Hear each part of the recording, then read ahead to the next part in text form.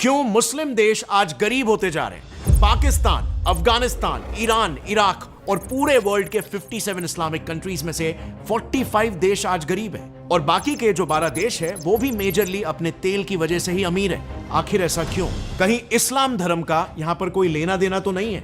आखिर ऐसा क्यों है कि अगर आप वर्ल्ड मैप को एक मैक्रो लेवल पर देखोगे तो दुनिया में सबसे ज्यादा जंगें मिडिल ईस्ट और नॉर्थ अफ्रीकन रीजन्स में ही हो रही है, जो मेजरली इस्लामिक रीजन्स हैं। मोसूल, डेमास्कस, बेरूट, न जाने कितने ऐसे मुस्लिम देश के कैपिटल सिटीज हैं जो तबाह हो चुके हैं। इवन अगर आप भूखमरी से पीड़ित देशों का भी लाइव मैप देखोगे तो सबसे ज्यादा भूखमरी इन्हीं इस्लामिक कंट्रीज में है। महंगाई और इन्फ्लेशन भी आज इन्हीं देशों में हाईएस्ट है। सोमालिया में फॉर एग्जांपल एक डजन अंडे की कीमत 400 रुपए, यानी कि एक अंडा लगभग 40 रुपए का। ईरान में भी हालत कुछ ऐसे ही है। एक ब्रेड का पैकेट 8500 रियाल्स का मिल रहा है और इराक में तो एक आटे की गोनी ऑलमोस्ट 32,000 से 45,000 दिनार तक की हो गई। वेल, ये सब देखकर मे भी आपको ऐसा लगे कि इस गरीबी के पीछे मेजर कारण टेररिज्म या वॉर्स है।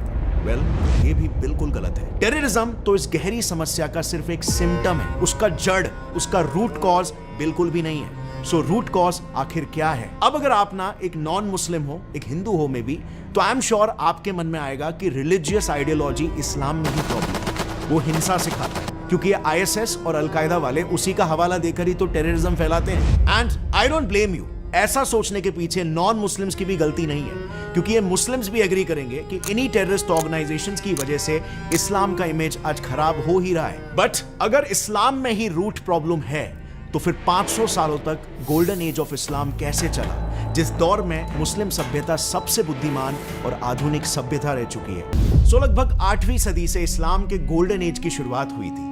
एक ऐसा दौर जहां पर science, mathematics, medicine, philosophy, art, culture सब कुछ इस्लामिक एम्पायर में फल फूल रहा था। ये वही दौर था जब इब्न रुश्द जैसे इस्लामिक स्कॉलर्स पैदा हुए थे, जिन्हें आज founding father of modern secularism कहा जाता है। Can you believe that? Islamic empire से वेस्टर्न सेक्युलरिज्म का आइडिया निकला हो।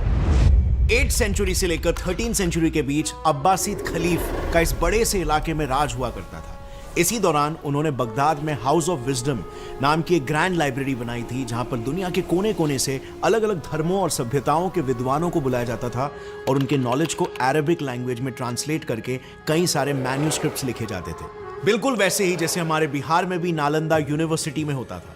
इस हाउस ऑफ विजडम में भी मैथमेटिक्स, मेडिसिन, रैशनल फिलॉसफी जैसे ऑलमोस्ट हर फील्ड के साइंटिफिक नॉलेज को अरेबिक में ट्रांसलेट किया जाता था। और इसी एरा में ही इब्न रुश्द जैसे पॉलीमैथ्स यानी हर एक फील्ड का ज्ञान रखने वाले मुस्लिम स्कॉलर्स दुनिया को मिले, जिन्होंने एरिस्टोटल की फिलॉसफी को दुनिया के सामने लाया। एक ऐसी फिलॉसफी जो कहती है कि दुनिया में लॉजिक और रैशनैलिटी ही सबसे इंपॉर्टेंट चीज है और अंधविश्वास सबसे बड़ी कमजोरी।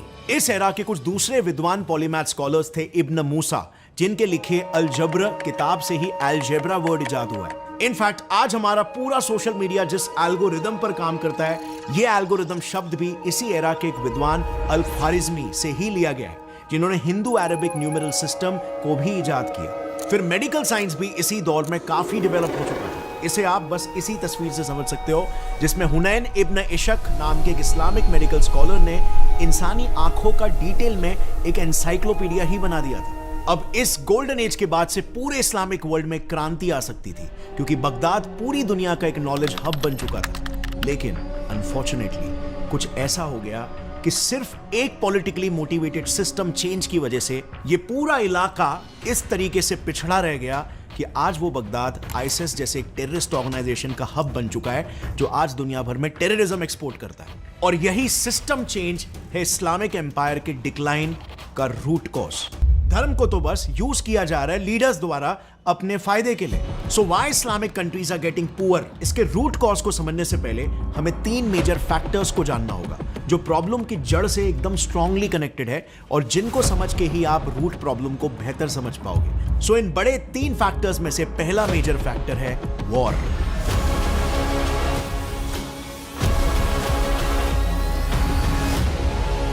वॉर जो पूरे इस्लामिक वर्ल्ड में सिर्फ और सिर्फ 2 लीडर्स की वजह से ही फैला हुआ है। एक सऊदी जो सुन्नी इस्लाम का प्रचारक है और एक ईरान जो शिया इस्लाम का प्रचारक है। बेसिकली पूरे वर्ल्ड के 57 इस्लामिक कंट्रीज में आधे सुन्नी मुस्लिम्स हैं और आधे शिया मुस्लिम्स। पर सऊदी चाहता है कि सारे इस्लामिक कंट्रीज सुन्नी इस्लाम को फॉलो करें और ईरान चाहता है कि सारे इस्लामिक कंट्रीज शिया इस्लाम को फॉलो करें ताकि उन्हें जियोपॉलिटिकल कंट्रोल मिले। यह आइडियोलॉजिकल वॉर कुछ ऐसा ही है जैसा आइडियोलॉजिकल वॉर ग्लोबल कंट्रोल के लिए अमेरिका और सोवियत संघ के बीच में कोल्ड वॉर में हुआ था। अमेरिका डेमोक्रेसी फैला रहा था और यूएसएसआर सोशलिस्ट आइडियोलॉजी को, और मुस्लिम वर्ल्ड में ही यही आइडियोलॉजिकल वॉर मुस्लिम वर्ल्ड के कंट्रोल के लिए। अब अक्सर होता क्या है कि जब भी सऊदी किसी सुन्नी देश के किंग को फंड करता है तब उसी देश के रिबेल्स यानी कि सरकार के खिलाफ आवाज उठाने वाले शिया ग्रुप्स को ईरान सपोर्ट करने लग जाता है ताकि वहां पर सुन्नी सरकार बदलकर शिया सरकार आ जाए।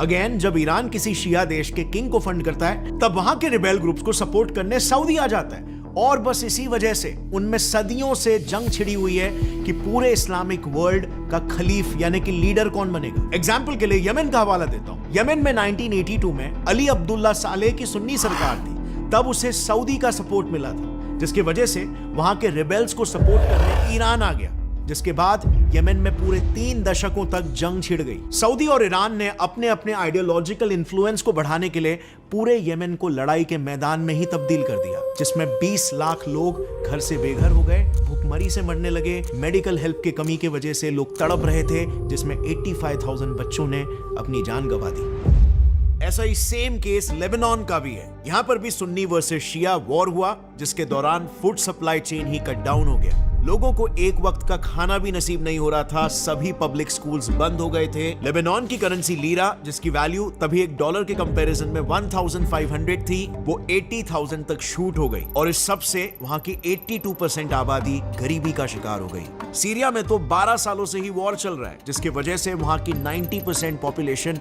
बिलो पॉवर्टी लाइन चली गई है, और ये बस 2-3 देशों के ही हाथ से नहीं है। अगर आप इस मैप को देखोगे तो ऑलमोस्ट सारे मीना कंट्रीज में आधे से ज्यादा वॉर्स इस्लामिक कॉन्फ्लिक्ट्स के ही वजह से हो रहे हैं, जिसका फंडामेंटली बस एक ही आउटकम निकल के आने वाला है, सऊदी और ईरान जैसे खिलाफत के एम्बिशंस रखने वाले देशों का फायदा और बाकी दूसरे मुस्लिम कंट्रीज का नुकसान, और वहां पे गरीबी। लेकिन जैसे मैंने पहले भी कहा था कि वॉर तो बस सिर्फ एक सिम्टम है, एक मेजर फैक्टर।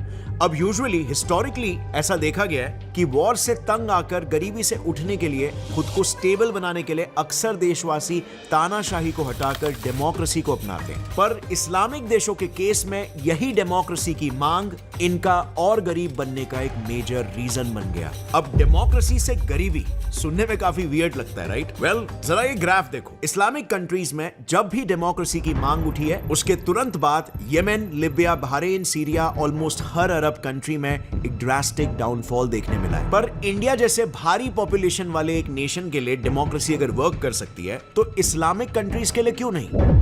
डेमोक्रेसी की एक कहानी शुरू होती है 17 दिसंबर 2010 से, जब मोहम्मद बौअज़ीज़ी नाम के क्रांतिकारी ने गवर्नमेंट बिल्डिंग के सामने खड़े होकर खुद को ही आग से जलाकर मार डाला। अब 26 साल के मोहम्मद का आत्महत्या करना टूनिशिया की सरकार के पॉलिटिक्स, करप्शन और अत्याचार के विद्रोह में एक क्रांति बन गया, जिसने पूरे अरब वर्ल्ड की आंखें खोल दी। लोग घबरा गए कि कहीं उनका कोई अपना मोहम्मद ना बन जाए, और इसीलिए टूनिशिया से लेकर यमन, सीरिया, लिबिया, इजिप्ट, हर मुस्लिम देश ने अपनी तानाशाही के खिलाफ आवाज बुलंद कर दी, और इसे धीरे धीरे करके इस्लामिक देशों में पॉकेट्स में प्रोटेस्ट होने लग गए, जो कि कुछ ही दिनों में एक बड़ा रेवोल्यूशन बन गया, जिसे 2010 में नाम दिया गया द अरब स्प्रिंग। इस प्रोटेस्ट में लोगों की बस यही मांग थी कि उन्हें एक लोकतांत्रिक यानी डेमोक्रेटिकली इलेक्टेड सरकार चाहिए, जिससे वो खुद रूलिंग पार्टी को चुन सके, और उन्हें बेसिक ह्यूमन राइट्स मिले जिससे वो अपनी लाइफ सुख शांति से जी सके। लोगों को विश्वास था अरब स्प्रिंग उनके फ्यूचर को सिक्योर करेगा। लेकिन जैसे आप ग्राफ में क्लियरली देख सकते हो, टूनिशिया के अलावा डेमोक्रेसी की डिमांड ने हर देश की अवाम की हालत को और भी ज्यादा बिगाड़ दिया। बेसिकली डेमोक्रेसी की मांग में इन कंट्रीज ने अपनी कई सदियां वॉर में ही बिता दी, लेकिन फिर भी उन कंट्रीज में डिक्टेटरशिप हटने की जगह उल्टा और स्ट्रांग हो गया। मिसाल के तौर पर यमन में अरब स्प्रिंग के बाद सरकार बदली और साले चुनकर आए, पर अंत में हाउतीज ने डेमोक्रेटिकली इलेक्टेड साले को मारकर यमन में दोबारा से वॉर शुरू कर दिया। और ऐसे ही कुछ कंट्रीज में गवर्नमेंट भी आई, पर वो गवर्नमेंट सिर्फ नाम की गवर्नमेंट। एग्जाम्पल के लिए लिबिया 2011 में डेमोक्रेसी डिमांड के बाद मुअम्मर गद्दाफी की गवर्नमेंट आई, पर गवर्नमेंट सिर्फ नाम की थी, जस्ट लाइक नॉर्थ कोरिया। जहां पर हर साल दिखाने के लिए डेमोक्रेटिक इलेक्शंस होने के बावजूद सरकार तो किम जोंग उन की ही बनती है। अब ऐसे भी कुछ कंट्रीज थे जहां पर गवर्नमेंट ही नहीं बन पाई। एग्जाम्पल के लिए सीरिया, वहां पर अरब स्प्रिंग में डेमोक्रेसी की मांग तो हुई, पर सिविल वॉर्स और कांस्टेंट एक्सट्रीमिज्म की वजह से आज तक वहां पर गवर्नमेंट ही नहीं बन पाई। बेसिकली डेमोक्रेसी आने की जगह पर इन कंट्रीज में तानाशाही और स्ट्रांग होती गई। जिसके भी पास हार्ड पावर था वो बनता चला गया रूलर। मतलब काइंड ऑफ कुछ ऐसा ही कायदा जैसे गेंगिस खान के जमाने में चलता था, जिसके पास पावर उसके पास सत्ता। जबकि दुनिया आज बहुत बदल गई है। अब आते हैं तीसरे मेन फैक्टर पर जिसने फाइनेंशियली और इंटेलेक्चुअली इस्लामिक कंट्रीज को क्रिपल कर डाला। सो रिलीजियन एक जरिया होता है लोगों तक उनकी भलाई के कायदे और कानूनों को उनकी सहमति से लागू करवाने का। रिलीजियन का पर्पस ही होता है समाज की उन्नति और विकास। लेकिन रिलीजियन के कई कायदे समय समय के हिसाब से होते हैं। जैसे आज के तारीख में क्या कोई हिंदू बोल सकता है कि मनुस्मृति का कायदा आज के समय में लाना चाहिए इंडिया में? वेल नहीं, क्योंकि वो आज के रिक्वायरमेंट के हिसाब से सूट ही नहीं करेगा। और इसीलिए एक्सट्रीमली ज्यादा जरूरत होती है रिलीजन के एक प्रोग्रेसिव इंटरप्रिटेशन की, ताकि धर्म लोगों को जोड़े भी रखे और साथ ही तरक्की का मार्ग भी दर्शाए। बट इस्लामिक कंट्रीज में अनफॉर्चुनेटली ये right interpretation of Islam golden age के बाद ही खत्म हो गया। अगर हम बात करें बैंकिंग सिस्टम और साइंटिफिक डेवलपमेंट की, तो ये किसी भी कंट्री के ग्रोथ के दो मेजर पिलर्स होते हैं। लेकिन इस्लामिक कंट्री के रेडिकल पर्सनल लॉज इन्हीं पिलर्स के खिलाफ है। सो सबसे पहले बात करते हैं बैंकिंग सिस्टम की, जो किसी भी देश का फाइनेंशियल बैकबोन होता है। तो आज के समय में इस्लामिक कंट्रीज में लगभग बैंक्स ही नहीं है। ये देखो, सऊदी में 4, बहरीन में 10 और यूएई में 7 और टुनीशिया, सीरिया, येमेन में तो बस 1 या 2 टोटल बैंक्स हैं। कंपैरेटिवली अकेले इंडिया के पास पूरे इस्लामिक वर्ल्ड से ज्यादा 91 बैंक्स हैं। और इसके पीछे की वजह है इनका पर्सनल लॉ। शरिया लॉ के सूरा अल इमरान के 13 से 132 वर्सेस में ये लिखा हुआ है कि पैसों पर इंटरेस्ट लेना और इंटरेस्ट देना दोनों ही गुनाह है। अब बैंक्स और क्या करते हैं, वो किसी इंडिविजुअल या कंपनी को लोन देते हैं, उसके बदले वो कंपनी बैंक को इंटरेस्ट देती है और इससे वो कंपनी बिजनेस कर पाती है, जो जॉब्स क्रिएट करता है, लोगों को प्रोडक्टिव और बिजी रखता है और इकोनॉमी में कंट्रीब्यूट करा के देश का विकास कराता है। इंटरेस्ट से मिले प्रॉफिट से बैंक का भी फायदा होता है, जो फिर और पैसे पंप करती है बिजनेस इकोसिस्टम में और ये डेवलपमेंट का साइकिल चालू रहता है। अब इस पूरे इकोसिस्टम में बैंक्स का फायदा होना बहुत जरूरी है, ये याद रखना। लेकिन शरिया की पाबंदी की वजह से इस्लामिक कंट्रीज में बैंक्स एक अलग ही कॉन्सेप्ट में ऑपरेट करते हैं, इक्विटी बेसिस पर। इसमें बेसिकली कंपनीज जब भी इस्लामिक बैंक से लोन लेती है तो वो अपने कंपनी का कुछ प्रतिशत हिस्सा बैंक के नाम कर देती है। यानी ओनली इफ उस कंपनी ने प्रॉफिट कमाया तो ही बैंक्स का भी प्रॉफिट होगा। बट अगर यही कंपनी प्रॉफिट कमाने में फेल हो गई या बिजनेस डिफॉल्ट कर गया तो बैंक भी लॉस में जाएगा। अब मोस्ट ऑफ द बिजनेसेस तो फेल ही होते हैं, तो बैंक आखिर लॉस क्यों उठाए? इससे बैंक का खुद का कैपिटल खत्म होने लगेगा और वो आगे सही बिजनेसेस को लोन नहीं दे पाएगा। In short, bank he bankrupt होकर शट डाउन हो जाएगा। इसी फ्लॉड सिस्टम की वजह से 1997, 1998 और 2009 में 3 बड़े बैंक्स फेल हो चुके हैं और ना जाने कितने ही बैंकरप्टेड बैंक्स का डेटा तो कभी बाहर ही नहीं आया। सो अनफॉर्चुनेटली इन कंट्रीज में बैंकिंग सिस्टम फेल हो रहा है, लेकिन फिर भी पर्सनल लॉ को अपडेट नहीं किया जा रहा। इसी के साथ मेजॉरिटी इस्लामिक कंट्रीज सिर्फ बैंकिंग सिस्टम के ही अगेंस्ट नहीं है, बल्कि विमेन एम्पावरमेंट के अगेंस्ट भी है, जो औरतों को प्रोफेशनल काम करने से रोक रहा है। यानी कि अपने आधे ह्यूमन रिसोर्स के पोटेंशियल को ये कंट्रीज वेस्ट कर रही है। और फाइनली इस्लामिक कंट्रीज का आखिरी लैकिंग फैक्टर जो इन कंट्रीज को गरीब बना रहा है वो है इनका आज के मॉडर्न जमाने में एंटी साइंस अप्रोच। स्क्रोल की रिपोर्ट के अनुसार कुछ इस्लामिक कंट्रीज में साइंस पढ़ाने पर बच्चे टीचर्स को काटने और मार देने की धमकियां देते हैं। जैसे इंडियन कॉलेजेस में कल्चरल ग्रुप्स होते हैं, वैसे पाकिस्तान में एंटी साइंस स्टूडेंट ग्रुप्स है जो कट्टर साइंस विरोधी है। बट वो ये नहीं समझ रहे कि उन्हीं लोगों का ही तो नुकसान हो रहा है। अब आप ही देखो, साइंस के रिसर्च और डेवलपमेंट में ये कंट्रीज कितना लैग कर रही है। दुनिया की 27% पॉपुलेशन होने के बाद भी इनका साइंस के R&D में कंट्रीब्यूशन सिर्फ और सिर्फ 0.5% है। And as a result Israel जैसा एक छोटा सा देश 2020 में अकेले 22,743 साइंटिफिक पब्लिकेशंस करता है और ये सारी इस्लामिक कंट्रीज मिलकर मुश्किल से 10,000 साइंटिफिक पब्लिकेशंस करती है। इस नोबेल प्राइज कमेटी के ऑफिशियल डेटा को देखना, यहूदियों की तुलना में 120 गुना ज्यादा मुस्लिम आबादी है, लेकिन ज्यूज फिर भी 47 टाइम्स, 47 नंबर नहीं, 47 गुना ज्यादा नोबेल प्राइजेस जीत चुके हैं सिर्फ पिछले 100 सालों में। बट साइंस जो रैशनल और क्रिटिकल थिंकिंग को प्रमोट करता है, इस्लामिक कंट्रीज के बच्चे उसके इतने अगेंस्ट क्यों हैं? वेल, इसके 3 मुख्य कारण हैं। पहला, वर्ल्ड इकोनॉमिक फोरम के अनुसार मेजॉरिटी मुस्लिम्स का यह बिलीफ है कि मॉडर्न साइंस एक एथिस्ट प्रैक्टिस और वेस्टर्न प्रोपोगेंडा है। दूसरा कारण, मेजॉरिटी मुस्लिम कंट्रीज में मदरसा एजुकेशन ही प्राइमरी एजुकेशन होता है, जो सिर्फ और सिर्फ इस्लामिक कल्चर के एजुकेशनल वैल्यूज पर ही फोकस करता है, ना कि स्टूडेंट को एकेडमिकली होशियार या फिर प्रैक्टिकल नॉलेज देने पर। और तीसरा रीजन, बच्चों को साइंस के खिलाफ करने के लिए सबसे पहले जिम्मेदार है खुद इन इस्लामिक कंट्रीज के रिलीजियस लीडर्स। ये एक प्रोमिनेंट इस्लामिक लीडर और इन्फ्लुएंसर है डॉक्टर जाकिर नायक, जिन्होंने डार्विन की थियरी ऑफ एवोल्यूशन को ही डिस्प्रूव कर दिया। Not on theory and assumption. Darwin's theory has not been proven. We have not been created from ape. There are hundreds of scientists who speak against that, and Quran speaks against that also.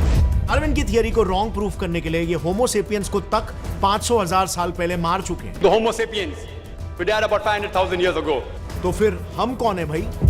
अब आप मुझे बताओ, अगर हम science नहीं पढ़ते तो शायद हम भी बिना कोई सवाल उठाए इनकी बात को एज अ फैक्ट मान लेते। और यही होता है ऐसे लीडर्स को फॉलो करने वाले यूथ और मुस्लिम पॉपुलेशन के साथ, क्योंकि उनका साइंस से दूर दूर तक कोई कनेक्शन ही नहीं है और इसीलिए उन्हें लगता है कि उनके लीडर्स को सब कुछ पता है, डॉक्टर की डिग्री जो लेकर बैठे हैं। वेल, साइंस में अथॉरिटी की या डिग्री की कोई वैल्यू नहीं है जैसे धर्म में है, बल्कि एविडेंस यानी सबूत की वैल्यू है। हमारे आसपास आंखों से नहीं दिखाई देने वाले रेडियो वेव्स है, इसका सबूत फोन टेक्नोलॉजी में ही है, जिसको यूज करके आप में फोन पर बात कर पाते हैं। हमारे आसपास ना दिखने वाले सूक्ष्म वायरस होते हैं और इसका सबूत तो पूरी दुनिया को कोविड पैंडेमिक ने ही दिखा दिया था। साइंस अथॉरिटी नहीं, एविडेंस पर चलता है, जो एविडेंस जाकिर नायक सर के पास अपने बयानों को जस्टिफाई करने के लिए नहीं है। और जो भी तरक्की मॉडर्न इंसान ने देखी है वो साइंस की ही देन है। अगर इस्लाम का गोल्डन एज कभी आया था तो वो भी सिर्फ और सिर्फ इसीलिए आया था क्योंकि सही इस्लामिक लीडर्स ने धर्म की सही प्रेरणा देकर साइंस और एजुकेशन को बढ़ावा दिया था, ना कि अपने राजपाट छीन जाने के डर से लोगों को अज्ञानता के अंधेरे में रखा। अगर ये वीडियो का क्लिप आपको पसंद आया तो पूरी वीडियो चेक करना मत भूलना, लिंक नीचे डिस्क्रिप्शन में है।